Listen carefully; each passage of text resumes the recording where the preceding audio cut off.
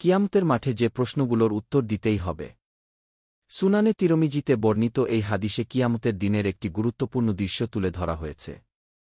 আবু বাররা আলাসলামী রাদিয়াল্লাহু আনহু হতে বর্ণিত আছে, তিনি বলেন, রাসূলুল্লাহ সাল্লাল্লাহু আলাইহি ওয়াসাল্লাম বলেছেন, কোনো বান্দার পদদ্বয় কিয়ামত দিবসে এতটুকুও সরবে না, তাকে এ কয়টি বিষয় সম্পর্কে যে পর্যন্ত জিজ্ঞাসাবাদ না করা হবে।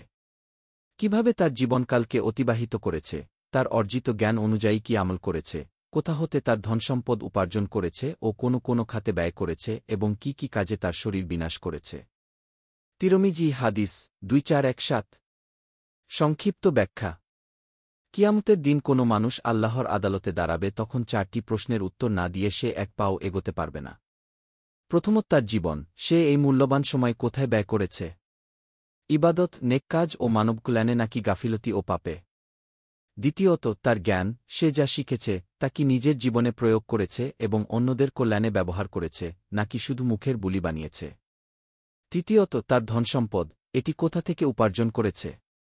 হালাল নাকি হারাম উৎস থেকে? আর কোনো খাতে ব্যয় করেছে? চতুর্থত তার শরীর, যে শক্তি ও সুস্থতা মহান আল্লাহর পক্ষ থেকে পেয়েছিল, তা কি আল্লাহর আনুগত্যে ব্যবহার করেছে নাকি অবহেলায় নষ্ট করেছে? হাদিসটি আমাদের স্মরণ করিয়ে দেয় যে জীবনের প্রতিটি মুহূর্ত, প্রতিটি শিক্ষা, প্রতিটি পয়সা এবং সবটুকু শক্তি এর কোনো কিছুরই মালিক আমরা নই। এগুলো মহান আল্লাহর পক্ষ থেকে আমার উপর অর্পিত আমানত, যার হিসাব একদিন অবশ্যই দিতে হবে। দিন প্রচারের উদ্দেশ্যে ভিডিওটি শেয়ার করুন। লাইক, কমেন্ট, ফলো এবং চ্যানেলটি সাবস্ক্রাইব করে পাশে থাকবেন। মহান আল্লাহ আপনাকে উত্তম জায়া দান করুক। আমিন।